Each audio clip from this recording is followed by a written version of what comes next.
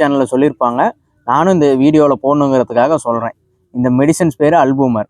இது நம்ம எதுக்காக யூஸ் பண்ணோம்னா, ஆடு மாடு மற்றும் கோழி இல்லை நம்ம வீட்டில் வளர்த்துற செல்ல பிராணிகளுக்கு டீவார்மிங் பண்ணுறதுக்காக யூஸ் பண்ணலாம். டீவார்மிங்னா என்னென்னா குடல் புழு நீக்கம்.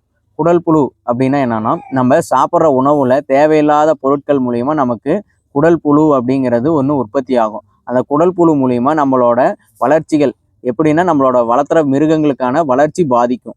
அதுக்காக இந்த குடல் புழுவை 2 மாதத்துக்கு ஒரு தடவை நம்ம கொடுக்கும்போது அதில் இருக்கிற குடல் புழு நீங்கி நாம் எதிர்பார்க்குற க்ரோத் வந்து கிடைக்கும். மாடாக இருந்தாலும் சரி ஆடாக இருந்தாலும் சரி அதுங்களுக்கான க்ரோத் கிடைக்கும்.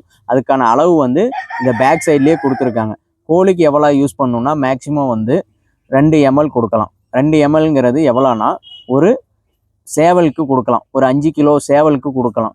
சின்ன கோழிங்களுக்கு. இந்த வீடியோவை செல்ல பிராணிகள் வளர்த்துற உங்கள் ஃப்ரெண்ட்ஸுக்கு ஷேர் பண்ணுங்கள். அதே மாதிரி நம்ம ஜென்ரல் ஃபார்ம் யூடியூப் சேனலை சப்ஸ்கிரைப் பண்ணுங்கள்.